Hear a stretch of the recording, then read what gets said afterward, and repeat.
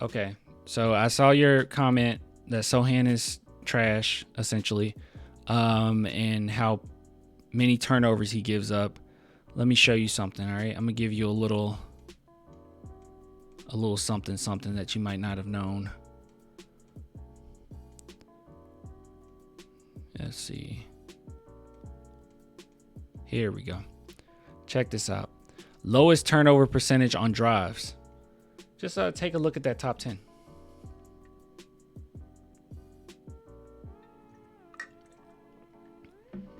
Also, Vane, that's a pretty good point too. Wemby is our turnover master. Wemby will turn the ball over a lot. Now, with that being said, these are turnovers on drives. Sohan does a phenomenal job of taking care of the ball when he's driving. But he said, oops. He does have high turnovers like overall. But I think that mostly was due to the fact that he had to run point guard for so long. And that just helped. Like people kind of forget how Sohan was playing last season, like mid all the way to last season compared to this season. I feel like this season, as far as scoring wise, he's taken a bigger back seat because I think he had to overthink for so long. In this month of January, we're starting to see him kind of come back into his own a little bit, because that's not the player he is. Like the point, I know people can say the point guard experiment didn't work. I don't necessarily agree with that. I think that it actually did help, and he sees things on the court that he might not have seen prior. He made one pass to a skip pass to Blake Wesley during the Magic game that was highly impressive, that I don't know if he would have saw that last season. But let's see. Let's look at his games. Let's take a look at his games in January. All right. So actually, we'll just go. We can go maybe the last couple months.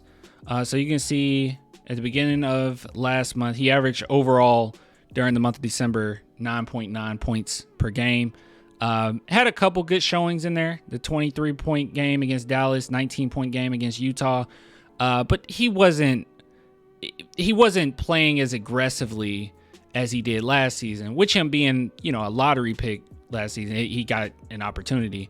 But this month in particular, he's actually been pretty doggone decent and had a lot of great showings. Now, don't get me wrong. There's a couple in here where it's like, what's going on? But if his shot isn't there, he's usually not jacking up too many of them. But the thing is, even with that Washington game that was pretty terrible, 14% is awful, 1 for 7 is awful. He was just missing stuff he normally can hit. Like they weren't even hard attempts at all. So that was a little strange, but I feel like he's coming more into his own. He's playing a little bit more aggressive.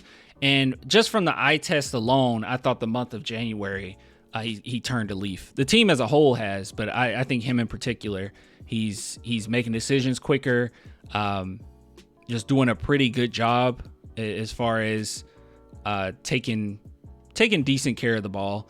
A big chunk of his turnovers came earlier in the season. See, as we can see here, October he averaged 2.3, November he averaged 2.5, and then December it went down to 1.7, and then this month it went down to 1.4, and it was just this recent game, or the game against Magic, in which he put up quite a few turnovers. But yeah, he's been doing fine. And then not to mention, like I said, he's top 10 in the league as far as taking care of the ball on drives to the rim. So he's doing a pretty good job. He's getting better. The most important thing this season for me, at least, my perspective, was improve your three-point shooting. Improve your three-point shooting. When we need you to be able to hit those threes. That's the most important thing. And what game was it? It wasn't Portland. Was it the Minnesota Timberwolves game in which he hit no, it wasn't. What game did he hit a very timely three-pointer? And he hit a timely three-pointer and he knocked down the 2 free throws to give us that W. Was it? It couldn't have been Portland. What game was that?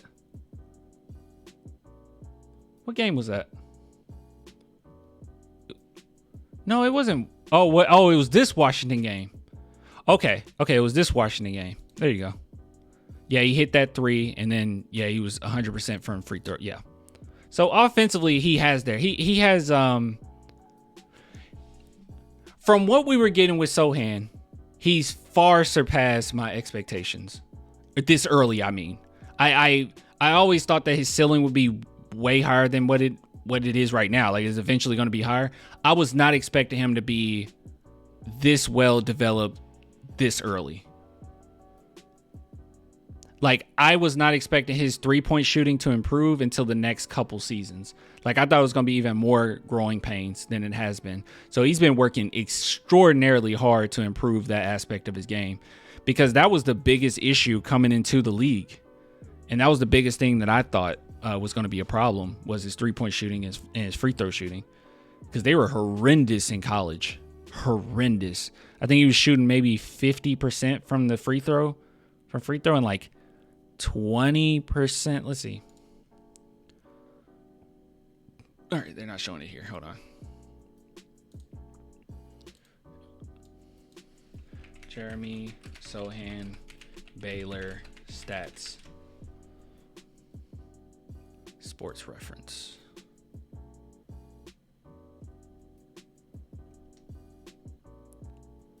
Here we go. Where is it? 29% from three. Yeah, about 59% free throw percentage. So he's gotten so much better than he was prior. So much better. He just doesn't have a pretty game. That's all. He just has an ugly game. It's not a pretty game to watch when he's on the court. All right, it's not as pretty as Wemby or Devin. It's really, yeah, it's an ugly game offensively, but yeah, getting the job done nonetheless. So I wouldn't harp on Sohan too much. He's fine. You can get a lot of utility out of Sohan. Not to mention the defense, as we already said. But what the heck? Where's the thing? Thought I already had it up. I just showed you it. Yeah, just like defense against the Wizards, and there's stats like this all over the place. You can see them, with other teams as well. But I mean, he would just take over defensively, I don't